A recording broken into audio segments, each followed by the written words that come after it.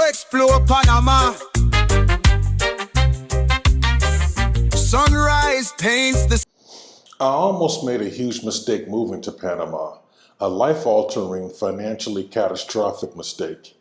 See, I'd done the research. I'd read the blogs, watched the videos, and devoured every piece of content that painted Panama as this ultimate retiree's paradise where you could live like royalty for just pennies. The articles from 5, maybe even 10 years ago were intoxicating. They promised this life of luxury in Panama City for thousands of dollars a month. So we started planning, we had the spreadsheets, and we were dreaming of a sun-drenched, carefree life. But then I did something that changed everything. I started looking for apartments in real time. I started digging into the current cost of living, not the fantasy version that's sold online for a decade. I took a hard, honest look at what things like healthcare really cost today. And what I found was that the information I was basing our entire future on was dangerously, almost comically out of date. The dream I was sold was not the reality on the ground in 2025. So before you even begin thinking about packing your bags, you need to see what I discovered. Because the Panama dream is still alive, it just has a new price tag, and if you don't know what it is, you're walking straight into a trap. The single biggest shock to my system, the one that completely shattered the illusion, was the real cost of housing. The idea that a lovely modern apartment in a great Panama City neighborhood for $500 a month, yo, that's a dream, that's a ghost. That's a memory from a bygone era. Let's be clear. Panama can still be affordable, but if your dream is to live in a popular, amenity-rich area of Panama City where most expats want to be, you need a serious reality check. The blogs of yesteryear told of tales of a city with endless supply of cheap rentals. Today, demand, especially in those prime expat zones, has pushed prices into a whole new bracket. So let's break down the actual numbers for 2025 and see what's really out there.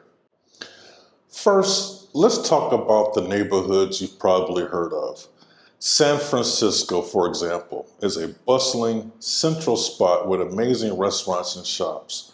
Super convenient, but for that convenience, you're not paying 2015 prices. A decent one-bedroom here will generally run you between $800 and $2,000 a month. A two-bedroom can easily push a little higher than that. Then there's El Cangrejo, known for its vibrant bohemian feel and walkability. It's a fantastic neighborhood full of life. But again, the secret is out. You can expect to see one-bedroom apartments listed anywhere from $800 to $1,500, and that's unfurnished and furnished. Want to go a little bit more upscale, maybe with a stunning ocean view?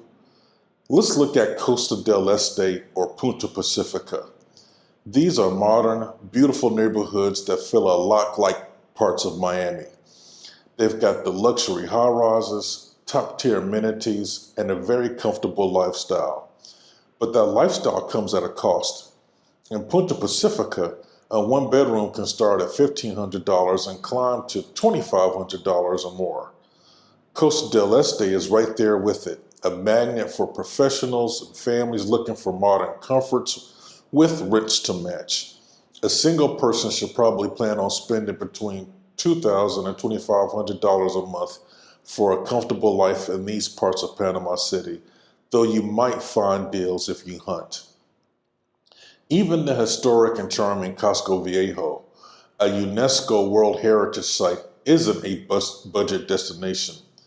Those beautiful restored colonial apartments are high in demand, and a one-bedroom rental can easily fetch $1,500.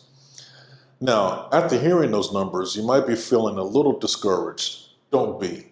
This isn't to say that Panama is unaffordable. It's just about adjusting your expectations. The key is understanding the massive difference between Panama City and what the locals call the interior. If you venture outside the capital, the picture changes dramatically. In places like David, the country's second largest city, or in smaller towns like Panama or Chitre, rental prices can be 30 to 50% lower than in the capital. You can find comfortable one-bedroom apartments for as little as $300 or a nice three-bedroom house for around $450 to $800 a month. And what about Boquete, the famous mountain retirement haven? It's one of the biggest expat destinations, and because of that, its cost of living has been on the rise. Still, it's more affordable than the city. You can find lovely two-bedroom homes just outside the main town starting around $800 a month. If you want to be in a gated community, that price will climb towards $1,200 to $3,000 a month. So while Boquete isn't the super cheap escape it once was, it offers a different kind of value, a tranquil, nature-focused lifestyle. The point is this: your budget and your desired lifestyle have to line up. If you're dreaming of a high-rise in the heart of Panama City, you need a budget that reflects that. If your budget is closer to that old-school $1,500 a month figure, you'll likely be looking at a fantastic life in the beautiful interior of the country. Both are great options, but they are not the same thing. Don't lose hope. Look, I'm here to tell you, Big Will found this two-bedroom apartment in the heart of San Francisco. It's unfurnished for only $1,400 a month. If this dose of reality on Panama's rent prices was helpful, do me a favor and hit that like button. It lets me know you appreciate the real boots on the ground info, and I'll keep making more videos just like this. Now, I'm genuinely curious, what rental prices have you been seeing in your research? Drop a comment below and let's compare notes. Okay, now let's talk about the one area where outdated information can go from being just wrong to truly dangerous: healthcare. You can absolutely not afford to get this wrong. People hear that Panama has cheap quality healthcare, and while that's true, that statement needs a giant asterisk next to it. Panama essentially has a three-tiered healthcare system, and you have to understand the difference. First, you have the public system run by the Ministry of Health, or Mensa, and the Social Security system, or CSS. This system gives care at a very low cost, and even for free, to Panamanians who pay into it. As an expat, you can use this system to pay for services as you go, and the costs are shockingly low. We're talking a few dollars for a doctor's visit. So what's the catch? The public system is often underfunded and overstretched. That can mean very long waits for appointments and procedures, a lack of the latest technology, and crowded facilities. And maybe most importantly for a lot of us, finding English-speaking staff can be a real challenge.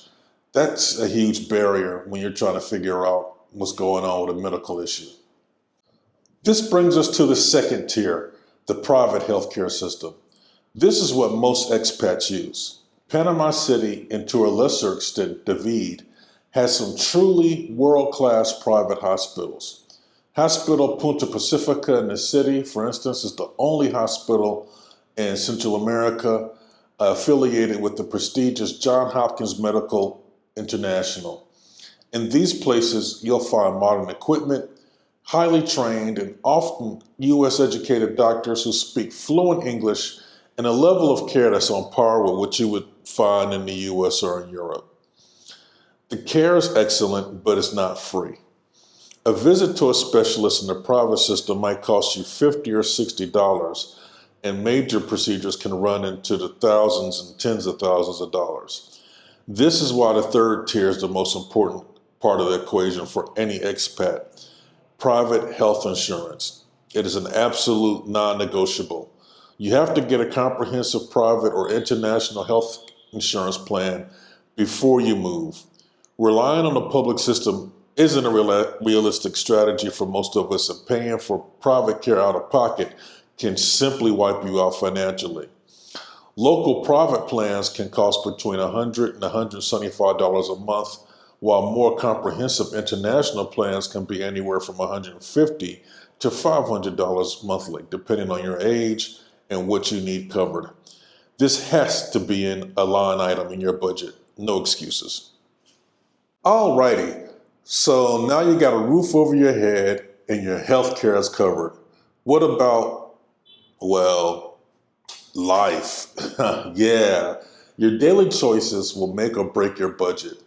Groceries, for instance, can vary wildly. If you shop at local markets and embrace amazing Panamanian produce like pineapples, mangoes, and yucca, you can keep your grocery bill pretty low. A single person might spend around $300 a month this way. But if you can't live without your imported goodies from stores like Reba Smith, which caters to expats, get ready to pay a premium. That block of imported cheddar or your favorite brand of peanut butter is going to cost you. A couple's monthly grocery bill can easily swing from $300 to $500 depending on your taste. Utilities are another place where your habits matter a lot. Water, gas, trash, all this is generally inexpensive. The wild card is electricity. If you're living up in the cool mountains of Boquete, you might not even need air conditioning. But if you're in Panama City or near the coast, the heat and humidity are no joke. Running your AC 24/7 can easily take your electric bill from $50 to over $200. I've heard of bills heading $500 a month in some cases. Most apartments have split AC units in each room, so being smart about only cooling the room you're in will save you a ton of cash. Our electric bill hovers around $100, $120, and we stay pretty cool. Getting around Panama City is actually pretty cheap. The metro and bus system are clean, modern, and affordable, with fares around 25 to 35 cents a trip. Ubers and taxis are everywhere and won't break the bank for short trips, often just a few dollars. Honestly, many expats find they don't even need a car if they live in a walkable neighborhood. So, after all that, is moving to Panama still a good idea? Absolutely. It's a fantastic idea if it's the right fit for you. But you have to go in with your eyes wide open. The story of Panama as a bargain basement paradise needs an update. It's no longer about escaping the cost of living back home. It's about exchanging it for a different and for many, a better quality of life that still holds incredible value. The dream of retiring on $100,000 a month in a chic Panama City apartment is for the most part a thing of the past. A realistic budget for a comfortable life in this city for one person is now closer to that of $2,000 to $2,500 range. But for that price, you can get access to world-class health care, unbelievable nature, a vibrant culture, and a stable, modern country that uses the US dollar. And yes, the famous Pensionado visa still offers amazing discounts on all things like flights, hotels, and even medical bills. So it's smart to confirm with specific businesses if they participate in the program before you buy. The huge mistake I almost made was believing the whole story. The news story is just as compelling though, but it's one that demands honesty, real research, and a budget grounded in today's reality. Don't let outdated information derail your dream. Do the work, know the real numbers, and you can absolutely find your version of paradise here in Panama. What's the biggest surprise you found in your research about moving abroad? Let's keep this conversation going in the comments below. And don't forget to subscribe for more honest takes on what it really takes to live here in Panama. Until next time, don't just watch the world, go explore it. Ciao. Go explore Panama. Sunrise paints the sky in